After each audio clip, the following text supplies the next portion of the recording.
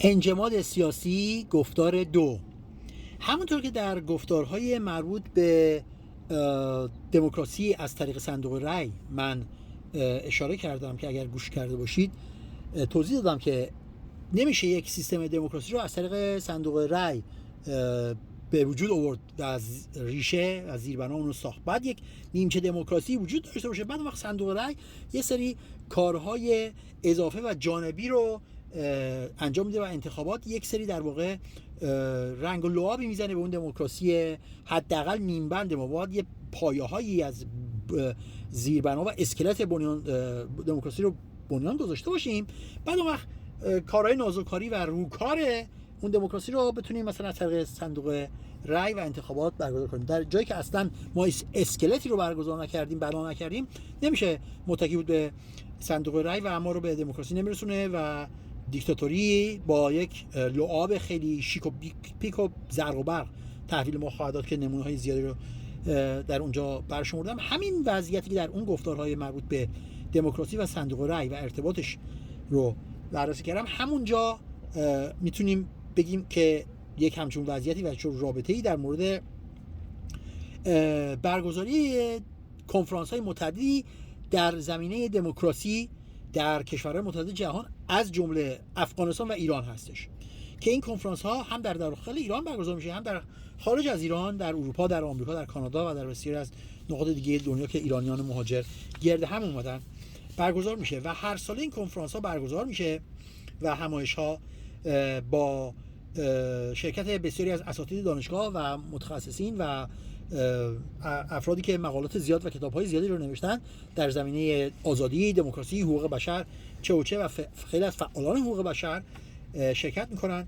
و مخارج زیادی رو صرف میکنن و تبلیغات زیادی در موردش انجام میشه. پوشش رادیویی و تلویزیونی و مطبوعاتی زیادی رو هم داره و توجه زیادی رو به خودش جلب میکنه. عده زیادی میان وقتشون رو میذارن و سفر میکنن از اقصا نقاط جهان و در اون کنفرانس ها شرکت میکنن با این هدف که توضیح بدن که راه و کار و نقشه رسیدن ایران به دموکراسی و برقراری دموکراسی در ایران چیه. ولی هر سال که میگذره از این کنفرانس ها ما میبینیم تغییر زیادی در اینکه روند دموکراسی در ایران به چه شکل صورت بگیره به وجود نمیاد و به قول معروف یک بازتاب میدانی نداره، یک دستاورد میدانی نداره. این دقیقاً مثل همون وضعیت ارتباط رأی دادن، صندوق رأی و دموکراسی که ما فقط از طریق صندوق رأی نمیتونیم به دموکراسی برسیم و این خطاست اگر بپنداریم که دموکراسی نداریم بعد با ایجاد صندوق رأی و انتخابات آزاد میتونیم به دموکراسی برسیم. غلطه. به همین ترتیب با برگزاری کنفرانس های مربوط به دموکراسی نمیشه به یک وضعیت سیاسی دموکرات رسید و این به نظر من کجرا هست و یک تفکر غلطه و یک انجماد سیاسی که ما فقط بپنداریم تنها راه رسیدن به دموکراسی اینه که ما بیایم براش سمینار برگزار کنیم. سمینار یک نشد، سمینار دو نشد، سال بعد نشد، 6 ماه بعد نشد، ماه بعد تو این شهر، تو اون شهر، تو این کشور، تو اون کشور، تو این قاره، تو اون قاره، این استاد دانشگاه رو بیار، اون استاد دانشگاه رو بیار و بعد فکر کنیم که اگه تعداد شمارش کنفرانس های مربوط به برقراری دموکراسی در ایران ما برسه به 1000 با دیگه الان دیگه زیادی وزنمون رفته بالا و بالاخره از تو این یه دموکراسی در میاد. اگر دموکراسی کاملا در نیاد نیمچه دموکراسی در میاد، نه هیچی در نمیاد. این برگزاری بیشمار و متعدد سمینارهای مربوط به دموکراسی در ایران جز اینکه آب به آسیاب اون برگزار کنندگان سمینار و شرکت کنندگانش و استادانی که میان در اونجا سخنرانی میکنن و مشهورتر کردن اونها و یک رسوندن نونی به بساط اونها و سفره اونها رو رنگین‌تر کردن حاصل دیگه ای نداره. اگر میشد از طریق برقراری کنفرانس در مورد دموکراسی به دموکراسی رسید، پس کشورهای جهان که میرن زیر بنا و زیر ساخت دموکراسی و اسکلت دموکراسی رو بنیان میگذارن تا به دموکراسی برسن دارن وقت خودشون رو تلف میکنن و کجرایی دارن میرن و غافلن از اینکه یک همچین میانبری وجود داره به این نام که ما بیایم به جای اینکه زیرساخت برای دموکراسیمون درست کنیم فقط یه سری کنفرانس برپا کنیم و این کنفرانس خودشون مثل یک سفینه‌ای، مثل یک مرکبی، مثل یک موتوری، مثل یک هواپیمایی ما رو از مبدأمون به مقصدمون میرسونن. ما فقط باید سوار این بشیم و بذاریم که این مرکب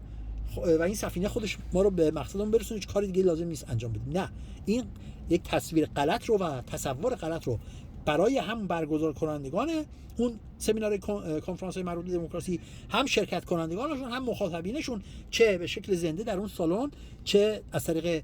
تلویزیون و از طریق اینترنت و شبکه‌های اجتماعی در اون ور دنیا یا در ایران نشستن و این کنفرانس رو تعقیب میکنن و فکر میکنن که با برگزاری این کنفرانس اونها 1 قدم یا 10 قدم یا 100 قدم به دموکراسی نزدیکتر میشن، در حالی که 1 میلیمتر هم نزدیکتر نمیشن. بعضا ممکنه حتی دور بشن از دموکراسی، برای اینکه به اینها یک تصور غلط و یک ذهنیت غلط میده و یک خوشخیالی میده و اونها سهل انگاری انجام میدن و تقلیل انگاری انجام میدن و فکر میکنن که خب دیگه ما دیگه لازم نیست تلاش کنیم،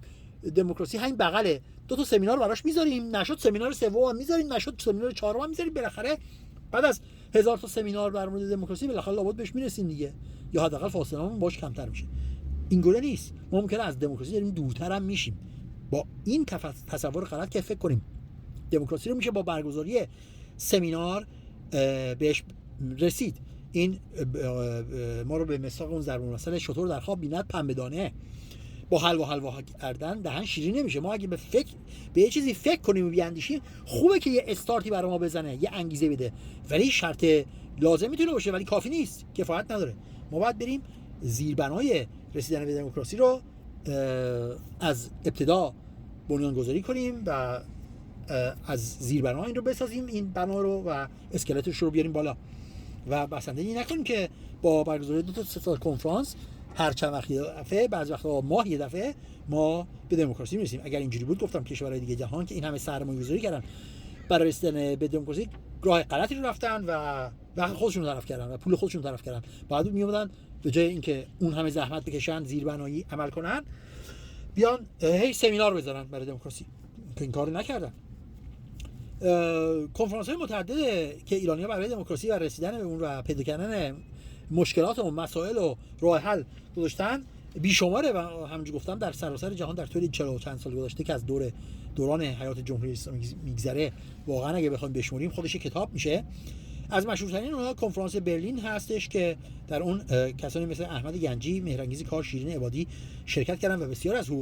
فعالان حقوق بشر دیگه که ایرانی بودن شرکت کردن و سخنرانی‌های زیادی رو انجام دادن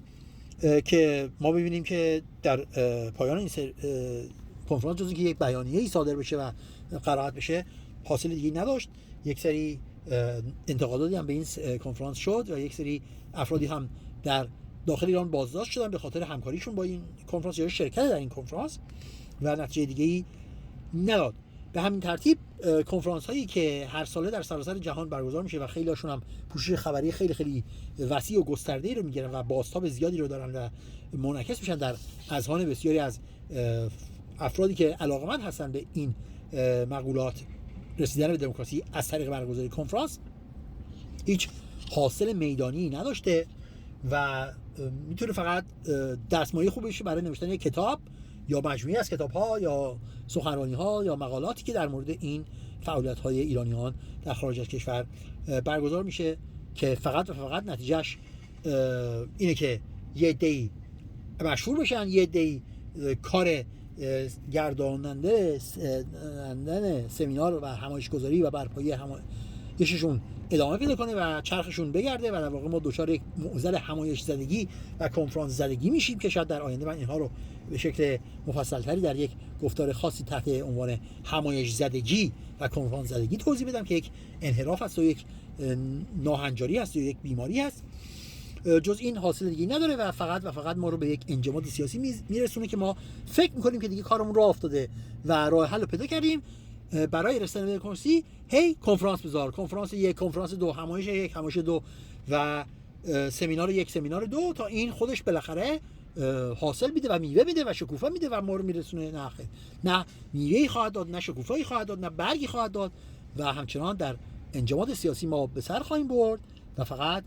شطور در خواب بیند هم بدانه. دلمون به این خوش میشه که با برگزاری این سمینارها روزی شاید در آینده به دموکراسی برسیم، در حالی که نخواهیم رسید. انجماد سیاسی از طریق برگزاری مکرر و پرتعداد و پرشمارش سمینارهای دموکراسی و کنفرانس‌های مربوط به دموکراسی بدون اینکه هیچ گونه دموکراسی در کشور ایران به وجود بیاد یا حتی ذره ما به سمت دموکراسی نزدیک بشیم. انجامات سیاسی